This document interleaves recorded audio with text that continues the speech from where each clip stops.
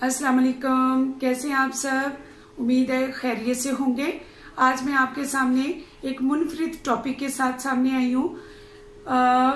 उर्दू अल्फाज और तुर्की अल्फाज का इस्तेमाल जो दोनों जुबानों में कॉमन इस्तेमाल होते हैं। तो चलिए देखते हैं। पहला लफ्ज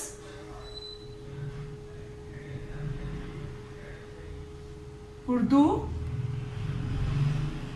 हम इसे इस्तेमाल करते हैं जुबान के लिए और तुर्की में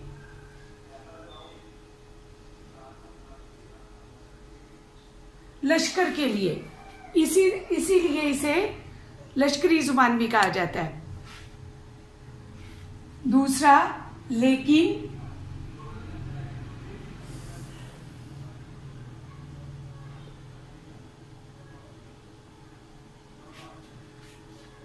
मगर के मानों में लेकिन, लेकिन वो वजह बयान करने के लिए। और तुर्की में इसको इस तलफ़ुज़ के साथ पढ़ते हैं, लाकिन। नंबर 3 अना।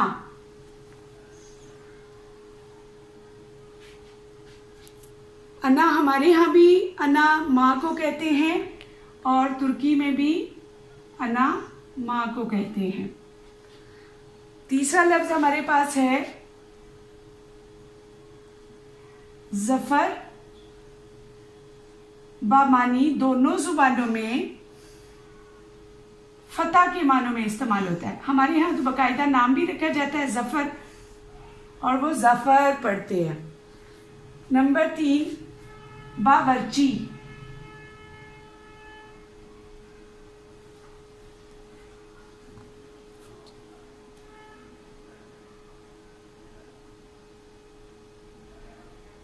वो इसी लफ्ज को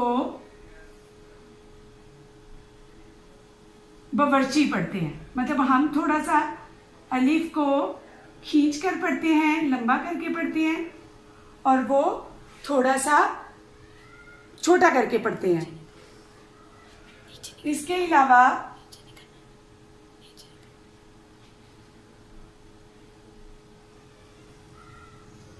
हम अनार को लिखते हैं अनार, और तुर्की जुबान में लिखा जाता है नार।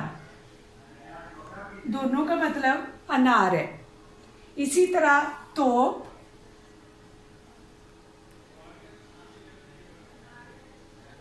और तुर्की में भी तो, खानम।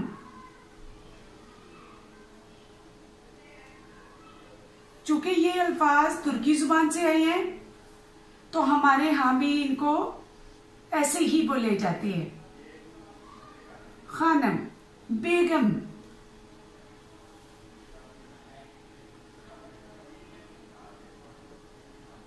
तुर्की में भी इसे बेगम बोला जाता है।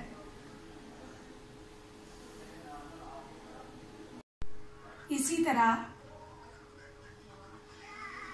चम्मच,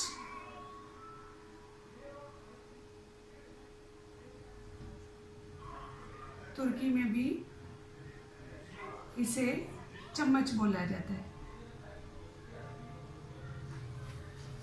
उम्मीद है आप लोगों को ये वीडियो पसंद आई होगी। इसे लाइक कीजिए, सब्सक्राइब कीजिए और शेयर कीजिए।